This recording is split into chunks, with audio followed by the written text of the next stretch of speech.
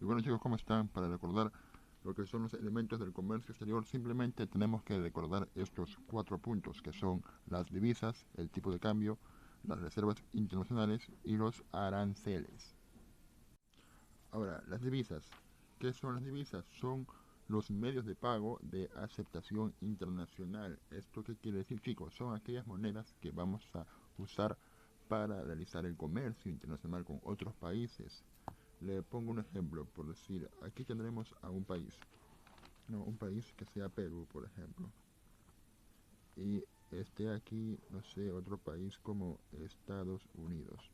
Entonces, ¿cómo se va a dar el comercio entre esos dos países?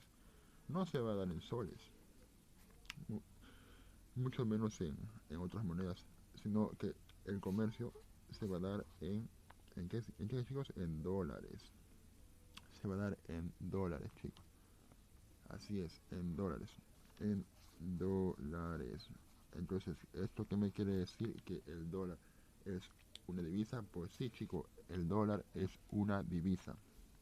Y bueno, el ejemplo de divisas tenemos sería el dólar, la libra esterlina,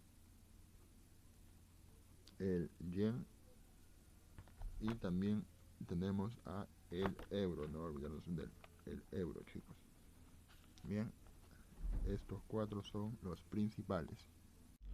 Ahora el tipo de cambio es el valor de una moneda extranjera expresada en términos de una moneda nacional, chicos. Por ejemplo, el dólar. El dólar en Perú está valorizado en 3.34 soles, chicos.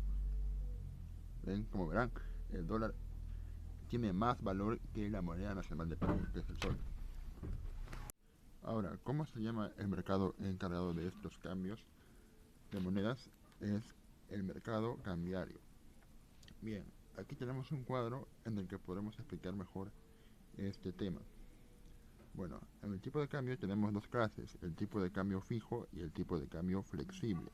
El tipo de cambio fijo lo establece el Estado. En el caso del Perú, lo establece el Banco Central de Reservas del Perú. En cambio, el tipo de cambio flexible es establecido por el libre mercado, es decir, la libre interacción entre la oferta y la demanda. Muy bien. Entonces, hemos dicho que el tipo de cambio, hemos dado un ejemplo de que es, por ejemplo, de 3.34 soles. Entonces, si este valor con el tiempo aumenta, es decir, tendríamos que pagar 3 soles 40 por un dólar, esto quiere decir que el dólar ha aumentado su valor. Por lo tanto, nuestra moneda ha bajado su valor. Si el dólar aumenta de valor, nuestra moneda baja su valor. Por lo que en el tipo de cambio fijo esto se llamaría una devaluación. Y para el ejemplo, ¿en cuánto se hubiera devaluado? En 0.06 soles.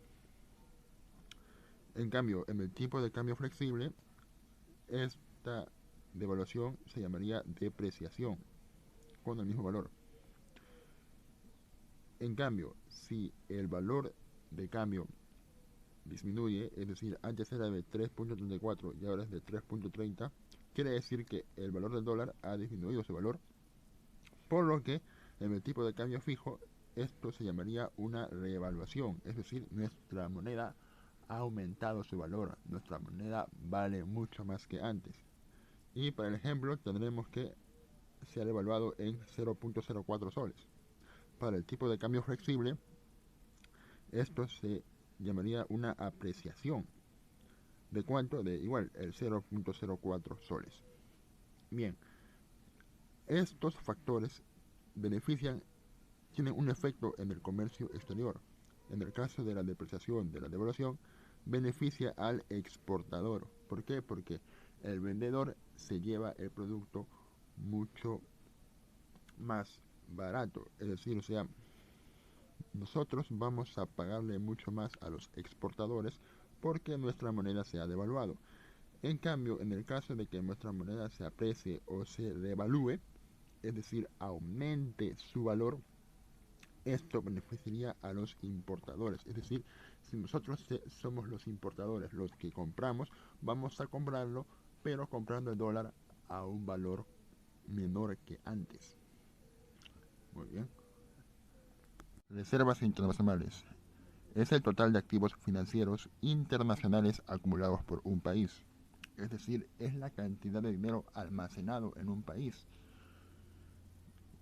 En el caso del Perú está administrado por el Banco Central de Reservas del Perú y se denomina Reserva Internacional Neta, mejor conocido como el RIN, que alcanza un valor de más de 65 mil millones de dólares estadounidenses. Este RIN está conformado por las divisas, más el oro y la plata, en modo de reserva, claro, más los derechos especiales de giro y otros factores como cheques, bonos, pagarés, etcétera, etcétera. Entonces, en conclusión, ¿qué podemos decir? Que las reservas internacionales muestran la fortaleza financiera de un país.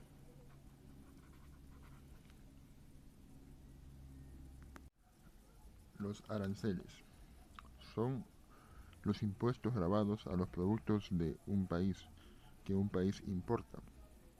Es decir, si por decir Estados Unidos nos trae productos, nosotros le imponemos un impuesto. Ese impuesto sería llamado el arancel.